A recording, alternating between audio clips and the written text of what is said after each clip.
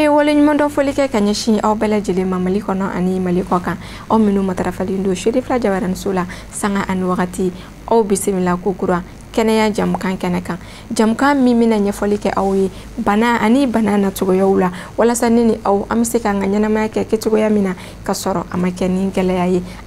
Bon an jɔyɔrɔ ye min ye o de ye k'u dɛmɛ a baara la parce que an bɛ yan o de fɛnɛ kama continuum depuis a daminɛ ni sisan cɛ ala barika la an ma gɛlɛya sɔrɔ c'est à dire an ma fiɲɛ sɔrɔ a la mais gɛlɛya dɔw bɛ yen nɔ o dɔw ye min ye tuma dɔw la joli fɛnw tɛ k'an bolo banabagatɔw mago bɛ kɛ joli la mais i bɛ taa sɔrɔ u mago bɛ joli min na ani hakɛ min na o t'an bolo donc o gɛlɛya b'an kan gɛlɛya dɔ fɛnɛ ye min ye mɔgɔ minnu bɛ a baara in kɛ a mɔgɔw u man ca ka se o la ka se hakɛ la naaninan ye min ye sabanan ye min ye gɛlɛya bɛ dɔɔni minnu yɛrɛ bɛ na joli ɲini parce que dɔw t'a a faamuya kosɛbɛ joli bɛ di yan nɔ cogoya minnu na a n'a bɛ di condition minnu na joli mana sɛbɛn dɔw bɛ na ni poche 4 kan ka d'u ma u bɛ na u b'a fɔ ko fo o 4 bɛɛ ka d'u ma yɔrɔnin kelen alors que a bɛ bɔ ɲɔgɔn kɔrɔ dɔɔni de maintenant continuum na joli minnu mana na an b'olu bila an kɔrɔ pour que ni ko balilen ou bien ko sudalenbaliw mana na donc an bɛ se ka olu ko ɲɛnabɔ cogo min na a kɛra accident ye a kɛra muso lajɔlenw ye ou bien a kɛra denmisɛnninw n'u mago sera joli ma teliya la continuum fɛn senfɛ an bɛ joliw bila kɛrɛfɛ pour que n'o cas nana a ka se ka ta ka k'u la voilà pour le moment hein. Bon welewelekan min bɛ ne bolo ka da o bɛ taa sigiyɔrɔma 3 fo 4 a sigiyɔrɔma fɔlɔ o de ye mɔgɔw k'a ɲini ka joli ko faamuya joli bɛ di kun minnu na a bɛ di cogoya minnu na mɔgɔ minnu kan k'a di mɔgɔ minnu tɛ se k'a di donc o ye population yɛrɛ a filanan an minnu tɛgɛ b'a baara la donc fɛɛrɛ ni dabali minnu bɛ se ka tigɛ pour que baara in bɛ nɔgɔya et puis a bɛ kɛ teliya la parce que jusqu'à présent mɔgɔw mago bɛ fɛn minnu na an tɛ ka se ka o d'u ma n'u mago bɛ poche 6 la an tɛ se ka poche 6 ta ka d'u ma yɔrɔnin bɛɛ or que jamana wɛrɛw bɛ yen nɔ n'olu i mago bɛ hakɛ min na dɔrɔn o bɛ ta ka d'i ma yan nɔ an ma se o système ye fɔlɔ donc welewele filanan o ye an minnu tɛgɛ b'a la halisa an k'an jirɔja pour que mɔgɔw ka jigiya n'u ka laɲini ma yɔrɔ an ka se k'o satisfait a sabanan ye fɛn min ye o ye jamana marabagaw bien jamana ɲɛmɔgɔw parce que nin ko in si tɛ taa musaka bɔ donc u ka musakaw labila yɔrɔw ye yɔrɔ minnu bɛ se ka nin baara kɛ parce que an ka joli an bɛ fɛn fɛn sɔrɔ a bɛ bɔ banque de sang la Bamakɔ donc wagati dɔw la gɛlɛyaw bɛ don u ka minɛnkow la gɛlɛyaw bɛ don u ka réactif kow la donc tuma dɔ la u tɛ se ka an mago bɛ fɛn min na u tɛ se k'o bɛɛ d'an ma mais ni faso ye foni kɛ ka wari dɔ labila u ye u bɛ se ka minɛnw san donc ka satisfaction d'an ma a naaninan u bɛ se ka ɲɛsin minnu ma o ye banabagatɔw yɛrɛ ye o de tuma bɛ mɔgɔ i ka wuli joona ni bana ka se yɔrɔ dɔ la parce que ni wuli kuma dɔn o ka fisa n sen ka di ye ni bana y'i so sɔgɔ cogoya dɔ la ka so ci cogoya dɔ la fo joli dɛsɛra fo ka a se yɔrɔ dɔ la donc a ɲɛnabɔli ka gɛlɛn mais a ka ca ala fɛ n'i wulila joona se ka kɛ poche 1 ou bien poche 2 dɔrɔn bɛ k'i la i b'i yɛrɛ sɔrɔ ou bien a dɔw yɛrɛ la joli tɛ k'i la furakɛli bɛ kɛ dɔrɔn min kan ka kɛ o bɛ kɛ fɛn caman bɛ yen nɔ minnu bɛ se k'an pan olu kunna quoi donc ne ka welewele n b'a a ɲɛsin ninnu ma surtout quoi. Ɲininkali min kan na effectivement an bɛ dɔ kalama o la parce que san o san o ye ce qu'on appelle semaine de fɛngɛ materno-fœtal organisée u nana o cadre de la bi an tun b'a kalama k'u kan ka na o semaine ni ala sɔnna an bɛ ka a baara bolo tun lasabatira an fɛ an labɛnnen don ka semaine baaraw kɛ a kɛcogo ɲuman na ni ala sɔnna ma. An jɔyɔrɔ bɛna kɛ mun ye ka dɔgɔtɔrɔ minnu bɛna nabila ka na an fɛ yan k'u dege ni den wolola sisan ni den ni kɔlɔlɔ nana ni den tɛ ka se ka ninakili ka se ka baaraw sigi sen kan mun kama den bɛ se ka ninakili walasa ka den saya den kurani saya ani den kurani bana n b'a fɔ mun ma ko IMC kɔrɔ ni den ma fiɲɛ sɔrɔ a wolo kuma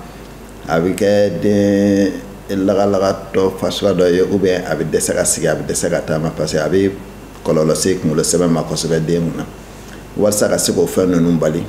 an bɛna dɔgɔtɔrɔw dege ni den wolola sisan n'an a tɛ ka fiɲɛ sɔrɔ an b'a fɔ o ma asphyxie périnatal o kɔrɔ ye ko den wolola a tɛ ka fɛ ka fiɲɛ sɔrɔ o wagati la i kan ka se ka ko bɛɛ kɛ pour que den ka se ka fiɲɛ sɔrɔ an b'a fɔ o ma oxygène pour que ka se ka kunkolo sɛbɛn ani farikolo tɔ la fɛngɛ oxygène na kosɛbɛ walasa ka den ka bana dɔw kunbɛn ani a ka lagalagatɔ bana ou bien saya o kɛlɛ kosɛbɛ an bɛna dɔgɔtɔrɔw dege o baara de la o minɛnw b'an bolo bi labɛn min b'an fɛ yan sisan an b'a fɔ ma minɛn caman b'an bolo yan oxygène b'an bolo extracteur d'oxygène b'an bolo masque oxygénation an b'a fɔ ka mun bɛ se ka na ni fiɲɛ ye den fogofogo la a ka se ka taa farikolo tɔ la o minɛnw bɛɛ b'an bolo ka den fiɲɛ boli sira ninnu an b'a fɔ ma voie respiratoire tubabukan na ka se ka olu lasaniya ka nɔgɔ bɛɛ bɔ o kɔnɔ pour que den ka se fiɲɛ ka se ka tɛmɛ nɔgɔya la ka taa den fari la o minɛnw bɛɛ b'an bolo an bɛna dɔgɔtɔrɔ ninnu dege den ninakili siraw bɛ se ka labila cogo min na ani fiɲɛ bɛ kɛ den na cogo min na walasa o fiɲɛ ka taa den farikolo ni a kunkolo sɛbɛn na joona mais an b'a fɔ ma miniti 15 kɔnɔ parce que n'a tɛmɛn'o kan a bɛ se ka kɛ kɔlɔlɔ ye den ma donc an bɛ dɔgɔtɔrɔw bɛna dege o la o ka se ka den ka ninakili sabati joona joona ni den wolola n'a ni problème wolola mun b'a dɛsɛ ka ninakili bon gɛlɛya kelen min b'an bolo o tuma dɔ la an b'a fɔ ma ko consommation fɛngɛ o ye fɛn ye minɛn fitininw de ye i b'a fɔ sɔndu ye jurukisɛ fasuguya dɔ ye i bɛ mun bila ka taa fo den nunfolo kɔnɔna na ka taa nɔgɔ ni ji ni fɛnw bɛɛ sama ka bɔ tuma dɔ la o fɛn de tɛ sɔrɔ an bolo parce que an b'a fɔ ma consommable n'i y'a kɛ den kelen na i tɛ se k'a kɛ den fila la i b'a fili de donc o kan caman kan a k'an bolo kɔrɔ o fɛn fitininw dɔrɔn de b'an jɛ n'o tɛ minɛn tɔ bɛɛ b'an bolo welewelekan min bɛ ne bolo ka se jamana ɲɛmɔgɔ ni fɛnw ma c'est-à-dire que ka to ka nin semaine fasuguya la caya san kɔnɔ sabula o kana dan dɔgɔtɔrɔ minnu bɛ duguba kɔnɔna na u ka ɲɛsin surtout dɔgɔtɔrɔ minnu bɛ dugu fitininw n'an ka togodaw ni fɛnw na k'olu fana dege a la kosɛbɛ sabula caman bɛ bɔ o yɔrɔ de la ka na tuma dɔ la yan'u ka bɔ yen ka s'an ma yan o b'a sɔrɔ tiɲɛni kɛra walasa ka se ka o tiɲɛni nɔgɔya n'o fɛn nɔgɔyara dɔgɔtɔrɔ minnu bɛ togodaw ni an ka minnu tɛ dɔgɔtɔrɔsobaw ni fɛnw kɔnɔna na ka olu de ladege ka minɛn d'u ma fana mun kama ni den fana bangena o yɔrɔ la u bɛ se ka fiɲɛ boli sira labila cogo min na joona ka fiɲɛ caman bila ka taa farikolo la walasa a kana kɛ a kɔlɔlɔ ye den ma an b'a fɔ ma asphyxie périnatal o mun ye kun bɛ se ka kɔlɔlɔ caman se den wololen kura ma n b'o welewelekan de bila ɲɛmaaw bɛɛ ye n ka kumakan laban ye ka aw fo aw minnu nana ɲininkali la ka minnu bɛ nin semaine in fana organiser k'olu fana bɛɛ fo ka ala ka dugawu kɛ ala ka nin caman jira an na a laɲini ye ko mun ye ala ka laɲini sabati ala ka kɛ hɛrɛ ye ala ka malidenw bɛɛ balo k'u lamɔsi di an bɛ dɔ kalama a la u ka nali an fɛ yan parce que an bɛ ka diplôme dɔ de préparer gynécologue b'a kɛ chirurgien b'a kɛ pédiatre b'a kɛ o diplôme on appelle diplôme de chirurgie péripartum mun ye fɛn fɛn bɛ don accouchement na gɛlɛya minnu bɛ sɔrɔ accouchement kɔnɔ diplôme b'o bɛɛ de kan olu ka denmisɛnninw former dɔgɔtɔrɔw former ka ɲɛ kosɛbɛ kosɛbɛ a kɛ dɔgɔtɔrɔ jolenw ye o diplôme in na u nana o de kama an kɛlen ka labɛn min sabati équipe de garde bɛɛ mobiliselen don sayifamu b'a la gynécologue b'a la interne b'a la DSU yɛrɛ b'a la an bɛ dɔgɔtɔrɔ minnu former yan olu bɛɛ de b'a la olu bɛɛ impliquelen don a kun ye mun yɛrɛ ye pour que nin dɔgɔkun in bɛɛ kɔnɔ muso kana to accouchement muso kɛlɛ la den fana kana to accouchement na o bɛ tu belebeleba o ye n'an sera k'o sɔrɔ dɔgɔkun in kɔnɔ an ye baaraba kɛ tout le monde est mobilisé i bɛ garde la o tɛ garde la ni mɔgɔ jɔra i la i bɛ wele pour que problème foyi kana sɔrɔ nin dɔgɔkun kɔnɔ jiginni na o la denmisɛnninw fana u b'u ka kalan kɛ u bɛ gardew kɛ an b'u dege fɛn caman caman na accouchement min gɛlɛyara o kɛ cogo min na min compliquera césarienne ninnu bloc kɔnɔ pour que muso ni basi bɔn i ye muso min sɔrɔ komi an b'a dɔn muso caman bɛ to muso kɛlɛ la basi bɔn de kama bon basi bɔn muso min sɔrɔ olu kan ka furakɛ cogo min na an b'o bɛɛ ɲɛ yir'u la welekan bɛ ne bolo bon o ye diplôme in u ka a to a continuer parce que min don a bɛ kalan caman de b'a kɔnɔ kalan caman b'a kɔnɔ i m'a ye an ka ɲɛmɔgɔbaw yɛrɛ nana ministère mɔgɔw b'o la direction régionale b'o la ni le professeur Tegete o yɛrɛ y'a coordinateur ye o de y'an ka karamɔgɔba ye dans ce cas n bɛ a ka na jɔ a ka kɛ fɛn kuda ye pour que u ka mɔgɔ caman former u ka dɔgɔtɔrɔ caman former pour que u ka se ka an ka se ka muso kɛlɛ muso min bɛ to muso kɛlɛ la k'a dɔgɔya kosɛbɛ den min fana bɛ to jiginni na k'o fana dɔgɔya kosɛbɛ kosɛbɛ kosɛbɛ voilà o de y'an ka objectif ye. Ne ka kumakan laban ye min ye bon n b'a ɲini sinon aw yɛrɛ ye Kati dɔgɔtɔrɔso ye sisan équipement caman de b'an bolo sisan parce que an kun tɛ se ka fɛn fɛn kɛ fɔlɔfɔlɔ la an bɛ se k'o bɛɛ kɛ sisan n b'a ɲini Katikaw bɛɛ kɛ Kati dugu Kati cercle mɔgɔw même yɔrɔ wɛrɛ mɔgɔw k'a fɔ Kati dɔgɔtɔrɔso a labɛnnen bɛ ka baara caman de kɛ i m'a ye stock b'an bolo yan u tora bloc yɛrɛ la fɛn bɛɛ dafalen b'an bolo yan pour que an ka se ka baara ɲuman kɛ an ka ministère de la santé u y'o vraiment u y'o an équipé kosɛbɛ kosɛbɛ o kama an fana kan ka an jɔyɔrɔ fin kosɛbɛ pour que muso kɛlɛ ka dɔgɔya kosɛbɛ den fana bɛ to accouchement la olu fana ka dɔgɔya kosɛbɛ kosɛbɛ n'an a ka ban yɛrɛ o de ka d'an ye foyi kana muso si sɔrɔ jiginni fan fɛ foyi kana den fana sɔrɔ min nana ka jigin ba ka bɔ ba kɛnɛyalen ka bɔ a n'a den o de y'an ka objectif ye. Ne tɔgɔ Mariam Tarawele. Feere. Awɔ ne bɛ na n bɛ tige ta kɛnɛma ka na n ka lajɛli kɛ. Awɔ. A bɛ kalo 4 bɔ. Awɔ a kɔni ka fisa u bɛ fura minnu di yan a bɛɛ ka fisa a ma. Awɔ n bɛ ka k'a kɛcogo la. Awɔ n bɛ na n'u ye n ka peseli kɛ ka ordonnance min sɛbɛn n b'a san ani n'u ye ego ni jelita di yan n bɛ t'o kɛ k'o. Awɔ n'u ye wagati min di yan n bɛ na o la. A bɛ 4 ɲɔgɔn bɔ. Awɔ. Awɔ a kɔni ko k'a kɛ k'a ka fisa yɛrɛ a bɛ se baara la. Ne kɔni ka foli bɛ yen Ala ka garisigɛ kɔni a bɛna ko nɔgɔya k'u bolo mɛn u ka baara la Ala ka ni kɛnɛya d'an ma an k'an yɛrɛ lajɛ ni problème bɛ dɔgɔtɔrɔw ka fura d'an ma an k'an yɛrɛ kisi an ka taa san. A kɔni ka fisa a diyara n ye yɛrɛ. An ye gynécologue obstétricien ye n'o ye musow ka furakɛlila ye nka i b'a sɔrɔ an ni mɔgɔ wɛrɛw bɛ jɛ ka baara kɛ n'o ye kirinantigiw ye an ni mɔgɔ wɛrɛw bɛ jɛ ka baara kɛ n'o ye sage-femme ye n'olu bɛ jiginniso la bon furaso tigilamɔgɔw fana b'a la minnu bɛ joliko kunna olu fana tigilamɔgɔw b'a la donc ani denyɛrɛninw olu ka furakɛli n'u wolola donc an n'olu tigilamɔgɔw bɛɛ bɛ baara kɛ ɲɔgɔn fɛ. Donc u bɛɛ b'a a kalama k'a fɔ ko bon an ye semaine min daminɛ n'a daminɛna kunun o semaine de continuum o semaine an bɛɛ hakilina ye kelen ye a ko la ani an y'a bɛɛ labɛn ɲɔgɔn fɛ walasa semaine kɔnɔna na bɛɛ k'i jɔyɔrɔ fa walasa muso minnu bɛ na n'u man kɛnɛ n'u bɛna jiginni na minnu ta bɛ kɛ opération ye ani jiginnen kɔ kɔlɔlɔ kana u sɔrɔ kɔlɔlɔ kana u denw sɔrɔ. Donc walasa semaine bɛ se ka kɛ muso saya kana ye an ka commune na nɔ den saya kana ye an ka commune na.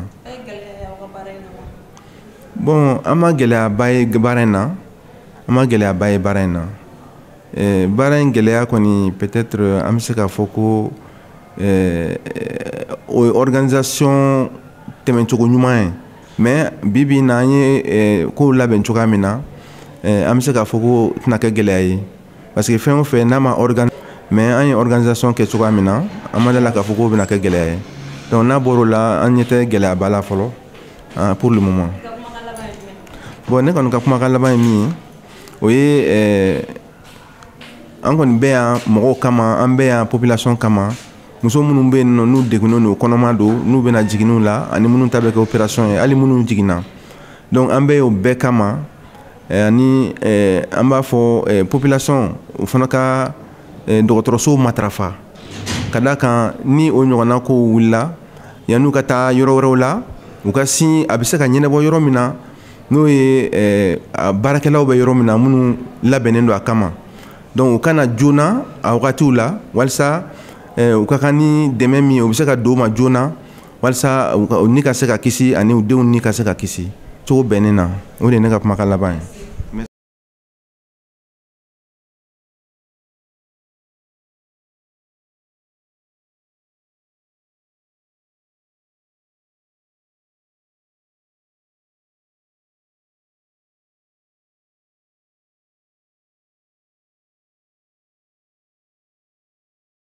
Semaine du continuum de soins ni a diyara n ye kosɛbɛ. I komi aw b'a kalama déjà a kɛkun ye pour que ni semaine bɛɛ kɔnɔ structure de santé bɛɛ la Bamakɔ yan muso kana to den kana to. Donc o sen fɛ réunion dɔ kɛra ministère de la santé la u y'an wele, mais nin t'a kɛko fɔlɔ ye, a ye kɛko caman kɛ, nin y'a sabanan ye hakili la. Donc u y'an wele k'a fɔ an ɲɛna an chef de département bɛɛ ye anw dɔrɔn t'a la, anw ye gynécologie obstétrique ye, mais ni dɔgɔtɔrɔso la anesthésiste réanimateur b'a la, pédiatrie b'a la ani an ka banque de sang, k'an ka ko bɛ sigi sen kan pour que jeli kana dɛsɛ n'a mago bɛ jeli la k'a kɛ mɔgɔ minnu mago bɛ jeli la, pour que pédiatrie la ni den minnu sɛgɛnna jiginni na cogoya bɛɛ ka kɛ ko olu furakɛ pour que ni kana to. Bon anw yɛrɛ ka yɔrɔ la k'an ka cogoya bɛɛ kɛ ni musow jiginna prise en charge mi correcte mi kan ka kɛ u kana basi bɔn opération minnu bɛ kɛ kan k'u ka kɛ cogoya la pour que ni kana to. Donc o bɛ fɔ cogoya min na ba kana to den kana to, ko fɛn fɛn kan ka kɛ anw y'an seko kɛ k'o kɛ. Mais anw yɛrɛ ka hôpital nin na an ma sɛgɛn kosɛbɛ a kɛli la, parce que aw filɛ ka nin dispositif min fɔ k'o ye une semaine dispositif ye, tiɲɛ yɛrɛ yɛrɛ la anw ka hôpital la yan o bɛɛ sigilen bɛ sen kan ka ban. Mais an ye min kɛ dɔrɔn an ye information lancer k'a f'u ɲɛna a ye dɔ fara o dispositif kan pour que an bɛ baara min kɛ kɔrɔlen an k'a sinsin. Équipe dɔw nana an fɛ yan mɔgɔ 5 an k'u dɛmɛ k'u kalan k'u former pour que u bɛna min kɛ nin dɔgɔkun kelen nin kɔnɔ u ka continuer u bɛ baara kɛ yɔrɔ minnu na k'a kɛ pour que Mali bɛɛ kɔnɔ ba kana to den kana to. Comme Mali la yan an ka ba minnu bɛ to ani den minnu bɛ to o ka ca hali bi. Donc an bɛɛ k'an cɛsiri fɛn fɛn kan ka kɛ pour que an ka dɔ b'o la n'an sera yɛrɛ k'a kɛ 0 ye. Donc an ka laɲini de ye Mali bɛɛ kɔnɔ nin dɔgɔkun nin kɔnɔ surtout dispositif bɛ Bamakɔ an ka cogoya bɛɛ kɛ ba kana to den kana kɛ to. Donc min yɛrɛ kɔni ka di ne docteur Kale ni ka équipe ɲɛna. Donc baarakɛɲɔgɔn tɔw bɛ docteur Djire bɛ docteur Bajara bɛ docteur Mangara bɛ ani ka sage-femme maîtresse ni ka major ani équipe tɔ tɛna mɔgɔ bɛ tɔgɔ fɔ ɲɔtɛ n bɛ ɲinɛ dɔ kɔ. An ka cogoya bɛɛ kɛ ni semaine min bɛ kɛ a ka continuer pour toujours. A bɛ daminɛ ni dɔgɔkun nin ye mais san bɛɛ kɔnɔ an ka kɛ Mali fan bɛɛ kɔnɔ ni continuum de soins na an ka continuer pour que Mali bɛɛ kɔnɔ an ka dɔ bɔ muso minnu bɛ to kɛlɛ la den minnu bɛ fatu wololen na ka dɔ b'o la. Mais lawele wɛrɛ bɛ ne bolo ne kan k'a fɔ équipe ye équipe minnu nana supervision na bi ni ɲana kosɛbɛ a kɛra dɔgɔtɔrɔw ye. Donc an bɛna larɔma ɲiniw fɛ n'a y'a sɔrɔ semaine de continuum des soins a bɛ se k'a régler a bɛ se k'a préparer an ka sage-femme fɛnɛ ye parce que bɛɛ b'a dɔn jiginniyɔrɔ la anw dɔgɔtɔrɔw bɛ yen anw bɛ chirurgie kɛ anw bɛ fɛn caman kɛ o ye n'a bunna mais yana nga se a tiɲɛli ma yɔrɔ ma sage-femme de bɛ yen sɔgɔmada in na an kumana ne ka sage-femme ko a ma docteur aw ye nin kɛ nin ye ko ɲumanba ye dɛ mais anw sage-femme dun mun bɛ se ka k'an ye donc an bɛna fɔ professeur Tegete n'a ka équipe ye k'a fɔ ONASER mɔgɔw ye ni initiative ɲana kosɛbɛ ni solution bɛ se ka sɔrɔ pour que an ka sage-femme tɔw minnu bɛ yen olu minnu bɛ terrain ka don o don anw nɔfɛ olu fana bɛ se ka semaine du continuum des soins ka organiser olu ye donc a diyara anw ye kosɛbɛ a lamɔrɔya diyara an ye an bɛ foli kɛ ministère de la santé ONASER min ye an ka département ye faculté de médecine ye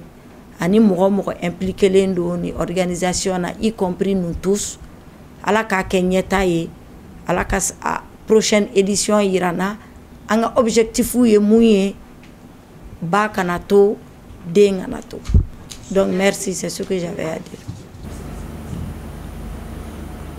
Bon, semaine du continuum ni min do a lawilla dɔgɔtɔrɔw fɛ gynécologue obstétricien minnu bɛ occupé muso banaw ni muso lasiritɔw la ani den muso jiginni baara kɛ ani minnu bɛ denmisɛnnin furakɛ kɛ pédiatriw kabini den ma wolo fɔlɔ fo ka taa wolo ka na a fɛngɛ ka se san hakɛ dɔ la n'o an bɛ fɔ o ma ko pédiatriw ani anesthésiste réanimateur minnu bɛ mɔgɔw lasunɔgɔ dɔgɔtɔrɔso la n'i kan ka opérer ou bien ni kirinna kan ka k'i la minnu b'o kɛ walima ni bana gɛlɛn dɔw b'i la minnu b'a to ninakili ni dusukun ni fɛn ninnu k'olu lakana n'u ka furakɛli tɔgɔya ye olu de bɛɛ farala ɲɔgɔn kan u ka association na ka wuli ka se ministère de la santé ma o k'u dɛmɛ nin ye a san dama dama ye ka semaine nin dilan n'u b'a fɔ continuum de la santé continuum semaine de la semaine du continuum walasa muso kɛlɛ kɔlɔlɔ minnu b'a la u ka dɔgɔya tuma dɔ la kɔlɔlɔ bɛ se ka taa se fo ba saya ma walima den saya ma mɔgɔ dun to o kojugu juguma ɲɔgɔn tɛ a ka kunna muso ka to muso kɛlɛ la den ka to o nɔfɛ a ka kunna a ka kunna a ka kunna donc u ye nin hakilina de sɔrɔ san o san ka dɔgɔkun kelen bila walasa dɔgɔtɔrɔso bɛɛ fɛn fɛn sugandila la Bamakɔ district kɔnɔ yan nɔ anw yɛrɛ ka dɔgɔtɔrɔso b'o la k'an ka fɛnw bila kɛrɛfɛ min b'a to fɛn dɔw bɛ na ni kɔlɔlɔ ye f'a bɛ taa se saya ma o fɛnw ka se ka sɔrɔ dɔgɔtɔrɔsow kɔnɔ min bɛ se ka u dɛmɛ ka musow dɛmɛ an'u denw o ye mun ye o ye joli ye donc transfusion santé la transfusion centre de transfusion na u b'a fɔ ka joli caman se ka sɔrɔ ka mara yen nɔ walasa muso kɛlɛ la tuma dɔ la u mago bɛ kɛ joli la o kuma tɛ i mago b'a la tuma min na o t'i bolo kuma ye ka wuli k'a ɲini a ka k'i bolokɔrɔ o de ka fisa o yɛrɛ la fana wele bɛ se ka bila maliyɛn bɛɛ la ma a ye taa joli di kɛ a ye taa joli di kɛ a ye taa joli di kɛ a kana siran ka taa joli di la parce que mɔgɔ minnu bɛ joli ta kɛ u b'aw lajɛ ni a bɛ kun i fari fɛ u b'a kɛ n'a tɛ kun i fari fɛ u t'a kɛ u bɛ tila k'a sɛgɛsɛgɛ fana ni bana caman bɛ yen nɔ u b'o sɛgɛsɛgɛ la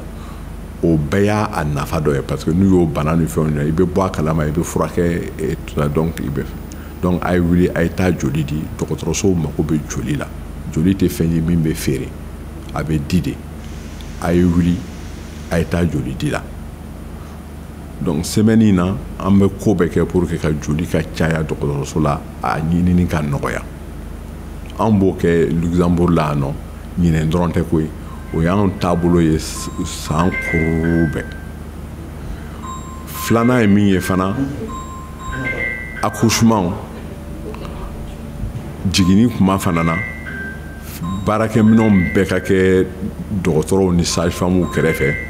walasa kɔlɔlɔ ni fɛn minnu mana kɛ jiginni waati la u ka se ka u jɔ k'o bɛɛ fɛngɛ o bɛɛ kun ye mun ye muso kɛlɛ in na muso dibatɔ kana sa den kana sa donc ɲinɛ ta daminɛna an bɛ ka ala deli salon ta kɛra cogo min na muso ma to a la den ma to a la ɲinɛ fana an bɛ ala deli o kelen fana na muso kana to a la den kana to a la welewelefan kɔni tɛ dɔwɛrɛ ye dɔrɔn musow n'i y'a mɛn ko jigili tɔgɔya ɲɛna ko den fana bɔra la ka ɲɛ o kɔrɔ ye ko muso y'a ka peseli kɛ a kana peseli la n'i nana peseli la a kɛra sage-femme fɛ yen sa o a kɛra médecin fɛ yen nɔ comme ça u bɛ se k'i lajɛ ka bana caman bɛ yen nɔ k'olu kunbɛn i kan k'i ka i yɛrɛ minɛ cogo min na i kan ka dumuniw kɛ cogo min na i kan ka i yɛrɛ ladon cogoya min na o b'o fɛn ninnu bɛɛ ɲɛf'i ɲɛna donc o de y'a gɛlɛmanba ye muso bɛɛ kan ka se k'o kɛ a yɛrɛ ye ka wuli ka taa peselikɛyɔrɔ la sage-femme fɛ yen nɔ walima dɔgɔtɔrɔ fɛ yen nɔ o de ye welelikan gɛlɛman ye ne ka kumakan laban ye ka an ka dɔgɔtɔrɔso ɲɛmaw k'u fo n'o ye ministère de la santé ye direction régionale de la santé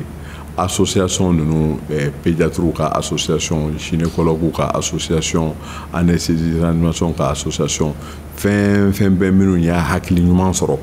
ka nin semaine la continuum ni k'a miiri ka tila k'u jija k'a bila sen kan olu foliba bɛ olu de bɛɛ kan k'u dɛmɛ walasa nin semaine non seulement a ka ɲɛ ɲinɛ san tɔw la fana a ka ɲɛ a ka barika sɔrɔ ka taa ɲɛ kila nene aw an ye faamuyali caman sɔrɔ kɛnɛya tigilamɔgɔw ka nin kɔrɔfɔ ninnu na nin fɛnɛ de bɛ dansigi an ka bi kɛnɛya jamukan na aw ni ce aw ka lamɛnliko ɲuman na a k'an bɛn siɲɛ wɛrɛ ni jamukan wɛrɛ